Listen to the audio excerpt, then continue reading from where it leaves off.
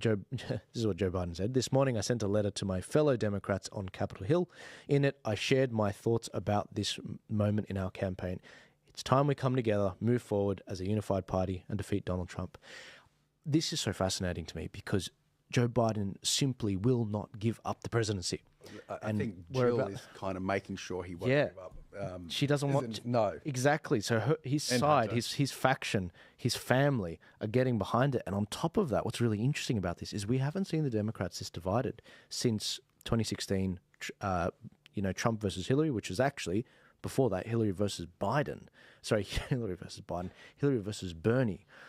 They completely stacked it against Bernie, the superdelegates thing and all of that. When I was rooting for Bernie at the time, I was a Bernie bro. I remember how they did that. It woke me up to the Democrat establishment. How are they going to get rid of a sitting president? This is actually how powerful the Constitution is and what they are passing. Yep. They can't just brush this guy away. Now, George Clooney, one of the biggest funders of Joe Biden, it was just announced today, has withdrawn his support and he's encouraging Joe very openly and, privately to him, I guess, chiding him and saying, look, he did, op-ed. He did an op-ed. And, right. And literally a month ago, 1 month ago, he raised, I believe, 3 weeks, $27 million for him. Now, all of a sudden, he's not suitable. I don't want to be rude. Joe has been like this since the 2020 elections. Yes, it's a little worse, but absolutely. Not significantly. Yeah. And if he claims to be such a good friend, such a good supporter, knows him really well, how did you not see that first? If you really felt that, like you could see that happening, why did you just raise $27 million? It's because they don't care. It's got nothing to do with Joe as a suitable president. It's about winning. Once that debate happened and they realized they couldn't win, all that support dropped. And that's really all it is. They just want to win. They don't care so much who's at the top. I mean, obviously they do, like they need someone that will follow their agenda and they can control and do what they want. But if they get someone who's popular at the top, then they're happy. And like you said, it creates a really interesting situation. They can't get rid of him. And they have the added problem of Kamala Harris as the vice president. So if he drops dead, if he pulls out or whatever, she becomes the sitting president. And she's not going to want to go either. So that's going to create even more problems. Yeah. And she's less popular than Joe is, and more mentally compromised. See, she is. Without the age, no, absolutely. What's so fascinating about this is we're so used to it being, it was planned. Of course this was not planned. No. There is no, like, the level of foresight, they did not put a lot of foresight into this. And it shows because we're seeing them fight with each other. They're normally, collectivists, whereas it's the right that they're individualists. I think they suspected it, and I think that's why they pushed the debate so far forward before they've got the conference coming up in August, the caucus, in August. So I think they pushed it forward for this very reason because I think they were starting to become concerned. And I think they really put their foot in it with that. As you said, it's just caused so many problems. They've just become so splintered and divided. Yeah. And I'm so curious. Like, I've never been huge on US politics. I mean, obviously, since I got involved, I keep an eye on it. I like to see what's going on.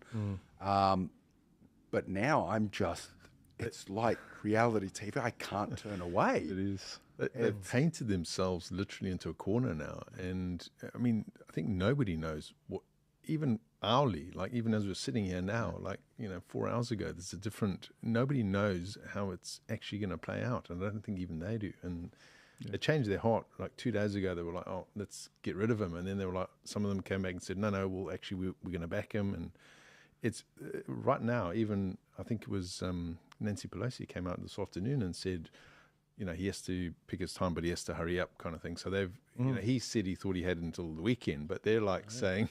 They're running out of time because there's some states where he's going to miss the deadline to be on the ballot. And that's in August. Well, that's before the actual... Do we know the date of the caucus? So I think it's like the 9th or something, yeah. Okay, because I think... 19th, maybe. I think the party really needs him out if they want to get rid of him before that to have any chance of getting anyone suitable. Because I think if it happens after that, they're stuck with Kamala. Do you think, though, that if they got him out, do you think the public would go, it would be even... Because what you were saying earlier, you know how they just stitched up Bernie and they just swapped out? And I think, you know, the question is that more damaging, just saying, oh, he's out and we're going to put another person in and you just have to accept this is the new person? I think is that more of a risk than actually leaving him in? I think the damage has actually been done because the public look, we all knew about his cognitive abilities because we watch the videos on Twitter, but we're not normal people. You mean the deep fakes they're referring to? The deep fakes, that's right, yeah. Well, one thing I will say, it's now been definitively proven that is the real Biden. It's not just a man in a mask, because they would never pay someone to wear a mask to put on a performance like that. But no, I think people already are disillusioned because they've realised they've been lied to. You can't unsee it. Exactly, but again, sort of just very importantly, behind all of that, a lot of people are now saying, wait a second, you guys were telling us not just 2 weeks ago that Biden is possibly the most physically robust president in American history. That's what the White House was saying. And now we find out, in actual fact, he's not actually able to barely stand up and talk after 9 p.m. Like, you guys have been lying to the country. So I think actually a lot of the damage has been done. I think trust in the Democratic Party has been lost. And if anyone votes Democrat, it's solely, well, you've still got some true believers out there. They're incurable. That's fine. But I think a lot of people are just going to vote Democrat because they are genuinely afraid that Trump is going to sort of overturn democracy. But I think the trust has already been lost. Again, I will say it one more time. It's astonishing to me. I'm learning so much. I'm taking inventory of all the things, all the levers they can pull on a sitting president. These people are that powerful. Yep. And I just said, you're getting me thinking in real time on this, guys, because obviously I've been looking at US politics for 8 years now, since from the left, from the right. One of the things, maybe it was planned, and one of the things I'm reconsidering now is, do you remember back in 2020, I can't remember if they passed this, but do you remember there was a press conference, it's in my phone, where Nancy Pelosi was before the cameras, and she said, we're passing this bill to improve the protections on the 25th Amendment so that we can dismiss a president on his mental acuity. This isn't for Trump, she said. This isn't for Trump. This isn't meant to come in until after. Was it for Biden? Did they always know that was going to be needed in the future? Interesting, because the word on the street is that when he agreed to run as president, his family and extended family were angry at him. Why? Because he had dementia. That's sort of the rumors, that in actual fact he didn't have he had the support of Hunter, he had the support of Jill. But both for obvious reasons. She's very ambitious, and Hunter, well, he wants to stay out of prison as long as possible. And make a lot of money. And make a lot of money, that's right. But look, the thing is, he's been choreographed and handled. So he doesn't do interviews where he doesn't know the questions. Yep. He won't generally talk for more than 10 minutes. Of course, it's legendary now. He only really works between 10 a.m. and 4 p.m. That debate was at 9 p.m., I think. So that was a big mistake. And now they can't just say, oh, can we bring the debate to 12 p.m.? But you can't do that because you're tacitly saying that anything that happens in the world outside of those hours... You could do what I used to do and have an afternoon nap. Maybe that's a possibility. I think what's happened is he's dug his ear... Well, not him, because I don't think he's really He's stubborn. Lot, but his wife and son have gone, you're not going, you're staying. And he's like, okay, we're staying. But now they've said, I think they've basically said, if you don't kind of resign by the weekend or whatever, then there'll be a whistleblower that'll come up. You know that tape of him when they interviewed him, which which Garland is not allowing to come out. There'll be something like that will come out, which will just be so bad. Yeah. They'll basically say, well, we'll just leak this unless you... Yes. That is very plausible. And that's what interests me. Yep. They've suppressed. There are videos of him saying the N-word everywhere, but they suppress. Say that's what fascinates me. It's like Censorship is wonderful. yeah, they have it. They have all the material ready to go.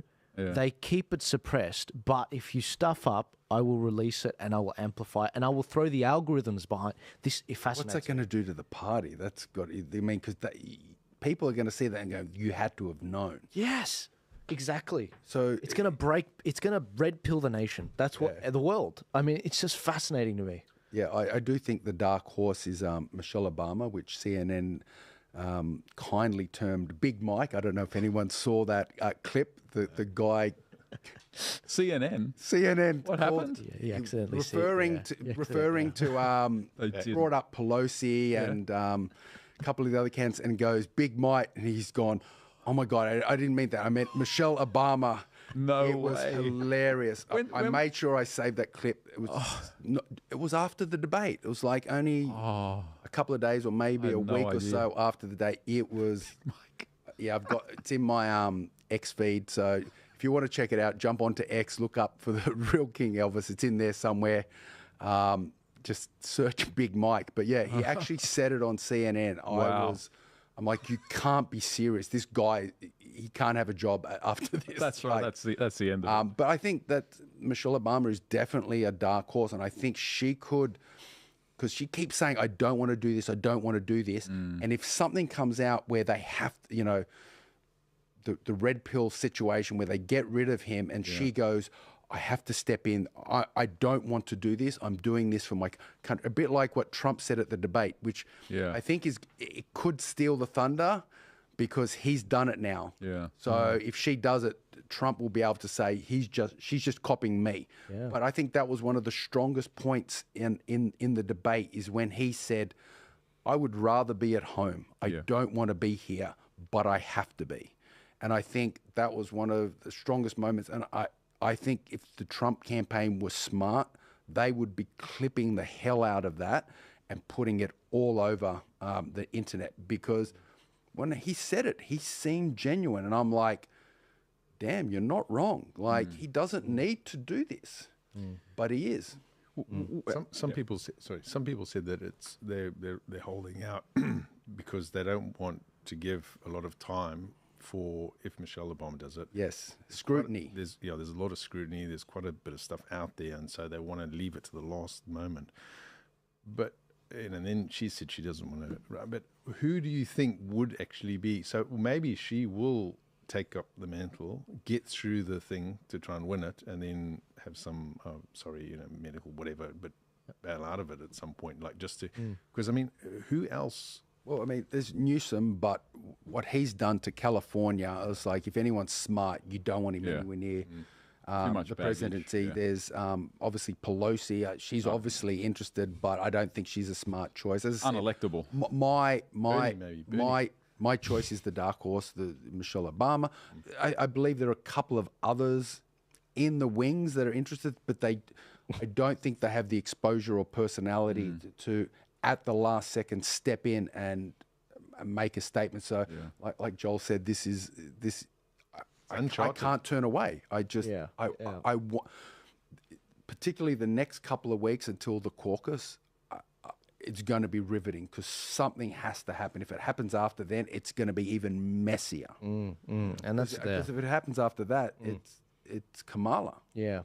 But if it's Michelle, then we're going to see the Zucchini Files, just like the X-Files. So I couldn't help myself, guys. Sorry.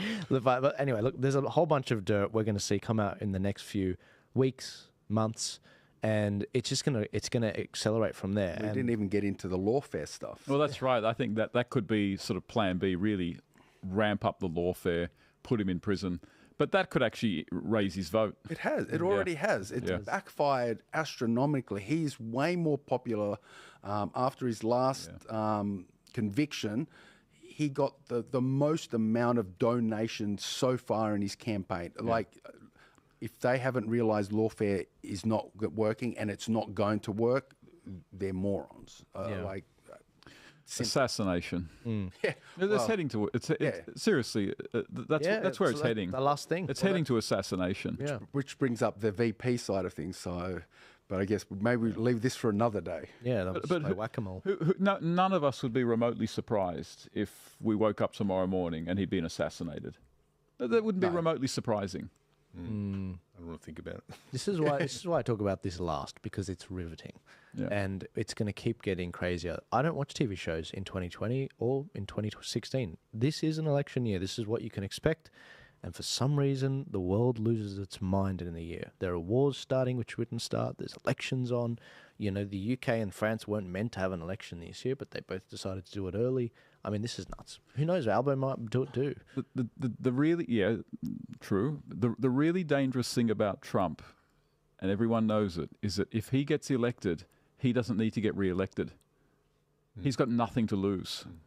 He can go after all his enemies if he wants. And that would be very, very frightening to a lot of people. I think that's one reason Joe and the family don't want him elected, because obviously, Hunter's done a lot of stuff that is not pleasant, I'll put it simply, and I'm sure he'll be a target, and we know that Joe has supported a lot of that. So I think I don't know whether he would. I think he may just let it slide because, but the risk is too great for them. The Obama, before the debate, Obama was involving himself in the campaign a lot more, and then the debate happens, and we know there's great fissures. As Tucker Carlson tweeted, there are great fissures between the Obamas and the Bidens. It's always been like that. I can totally see Jill and Michelle punching on. And Michelle would win, just for those wondering. Sword fight. CNN agrees. Yes. But no, look, when I look at this, it is riveting. It's very interesting. It's going to get crazier. And watching the Democrats fight and not be unified, this is how they lost. Because 10% of Bernie Sanders voters in 2016, people like me that supported Bernie, the people that could actually vote in America, I've never been to America, they voted for Trump. 10% of them that were going to support Bernie because of how he was screwed over by Hillary and how he was appealing to those swing states like Michigan. And that's how he won them. And so... I was a bit like you. I thought Bernie was the good choice back then. Again, I had tend to have a lot more of a leftist view of things politically, and I was thinking, I thought Bernie, and then when I saw that happen, I'm like, what's going on here? Yeah, he got a few extra houses. He stopped saying the millionaires and the billionaires, started saying the billionaires, and I was like, we were all like, oh, that's what happened. Crazy Right. Bernie. I thought Trump was a racist. I thought that 2016 election, I was depressed that day. I was really sad he lost. I wasn't depressed, but I was still like most people, the orange man. Like I was convinced by the media, and I'm like, oh, you're fired. I've seen all these TV stuff, and I didn't dislike Trump either. I actually the first time I fought in the UFC was the Trump Taj Mahal. And I actually briefly met Trump, obviously, before then. And You just did it like passing. just by the way. By the way, You bring this up right now at the end? yeah. Well, that's a good Tell way. us. It's a good way to. Again, I was just. It was the first time I fought in the UFC, and it was, as I said, it was in the Trump Taj Mahal, and as part of it, he was there, and I met him. Briefly, I should say, I was in the room. I didn't really. It's not like we conversed or anything. Because you know what my next question would have been is What did he say? I didn't. how big are his hands? I didn't touch. How was he? Did you pull your trap when he did your handshake? Did he pull you no, in? I didn't get any physical. Or did you do what Joe Rogan did, where I anchored in? And have you seen that video? I didn't make any physical contact, sadly. I regret it now. Right. But yeah, I'd seen Trump. He seemed like a cool guy when I met him. When he was there, he was quite pleasant, happy guy, and obviously he was big, as we know now, is a big supporter of the UFC. He's at the events, gets a lot of support, which brings up another point. There's good to see a lot of the fighters out there are aware of what's going on, like Sean Strickland, one of the ex-champions, Moicano, who I think is very much a libertarian, and one of the ex-fighters, Jake Shields. So there's a lot of fighters out there that kind of understand what's going on, which is also good to see. But when that election came, as you said, even though I'd met him, it seemed like a really nice guy, was very friendly. Even I'd been kind of tarnished by the media's perception of him as the Orange Man. Again, I wasn't as invested in it, so I wasn't fussed because I wasn't quite the same point as I am now politically. But I'm like, oh, well, they're in trouble now. And hindsight, 2020, I realized that was not the way it was at all. And that's one of the things that had made me realize just how much the media no longer do journalism. They don't present the news. They present a narrative. You know, they have a story to tell, and they're telling you that. They're not telling you what's really going on. Absolutely. Guys, I'm conscious of your time. I'm going to quick fire these last few